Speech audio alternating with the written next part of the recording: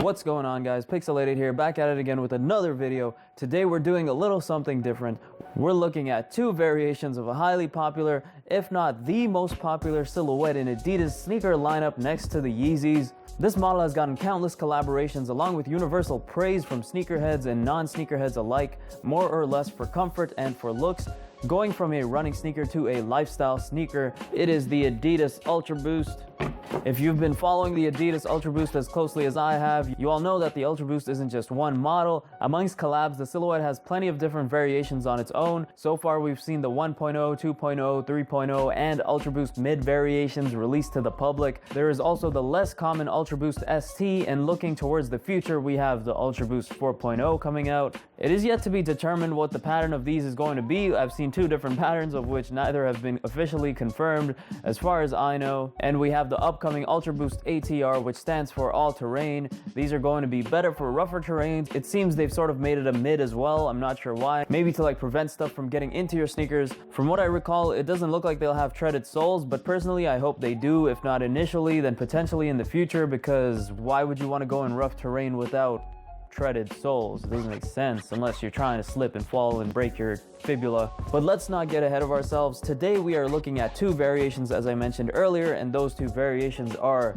the 1.0 Ultraboost and the 3.0 variation. Now, I've worn both variations extensively enough to be able to compare differences. Most people will wear one day, the other another day, and the differences are minimal, if any, for the most part, or at least you don't get to dissect them too well when you're not consciously taking it in. But like I said, I've worn them enough that I can tell you both of these variations differ significantly in many ways. I mean, not a ton of ways, but enough that it causes one of these variations to be far less comfortable and favorable than the other. I'm of course talking about the 3.0 here. We're going to be talking about why the Ultraboost 3.0 fit is terrible, absolutely unacceptable after the excellence that is the Ultraboost 1.0. I can't begin to express the difference between these two, but before I start off, I just want to let you all know I'm not bad-mouthing Adidas in any way. This is just my personal opinion and could differ for others. I do, however, feel like the majority will agree with me on this. Now, starting with the Ultraboost 1.0, I have the Ultraboost 1.0 in the form of the Reigning Champ collab. This here is an exception 1.0, as the knit on this is looser than the knit of most 1.0s. I've owned numerous Ultraboost 1.0s in the past and plan to use them as a more accurate reference for the knit and feel of the Ultraboost in this comparison. So when I talk about the 1.0, just assume I'm referring to all the other 1.0s that have a much more firm and sturdy knit. This is here just for reference. So you might be asking,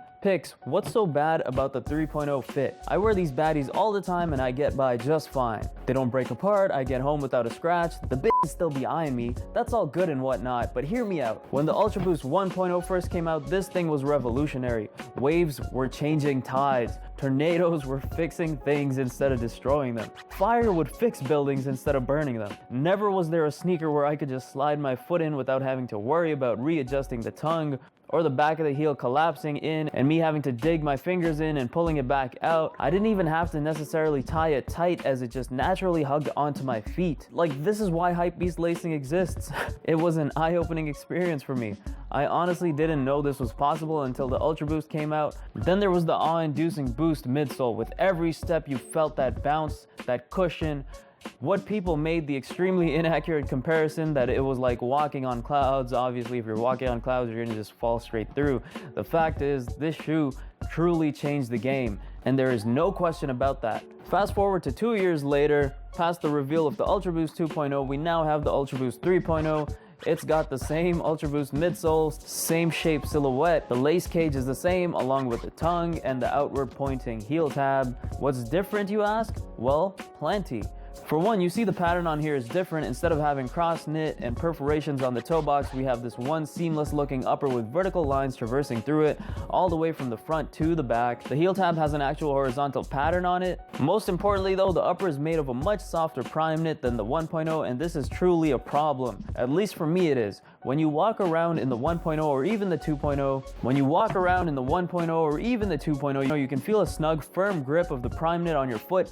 This sort of hug keeps your foot in place and keeps the sneaker from loosening up, while also keeping your foot from rolling around on the bed of the sneaker. This is a huge issue to me when it comes to the Ultraboost 3.0 because the upper is so soft that yes, it keeps your foot in place during casual wear of the sneaker, but for times like when I wore these to a national park where I traversed a ton of rocky areas, this was not fun for me at all. I could feel my foot lifting off the footbed a bit if I landed on rocks at angles, and it might have just been a minor inconvenience at the time, but just extrapolating that to a more extreme event would tell you that the outcome isn't going to be friendly. You might end up rolling an ankle or something. Put it this way, I feel confident actually running in the Ultraboost 1.0, whereas I probably wouldn't even attempt it in the 3.0 unless it was for short bursts or something. The second biggest and probably most important issue with the Ultraboost 3.0 is the ankle opening. Right here, this guy, look at how much space there is. I've openly praised the 1.0 for having one piece that I regard as the best thing to happen to sneakers in a long time, hands down, and I'm sure many of you will agree with me. It's the Ultraboost one-piece foot opening, where the tongue and heel aren't just connected, they're just one giant piece, and I'll tell you why it's the most important. You'll notice there are other sneakers out there that have the Ultraboost midsole and don't quite have the same comfortable feel as the Ultraboost. Ever wonder why that is? Give the credit to the Ultraboost's ankle opening. The way it hugs onto your ankle, you feel the boost more since it keeps your foot secure in place, which is why you don't feel that boost as much in other silhouettes that don the same Ultraboost midsole. The EQT Boost, for example. The Ultraboost 3.0 is bordering on that same predicament. You can see just how nice and snug this looks. It's not like open or loose, it's actually pretty snug. The Ultraboost 3.0 is bordering on this same predicament. The Ultraboost 3.0 ankle opening is far more giving, and you can tell even from the jump, before you wear them, the hole looks big.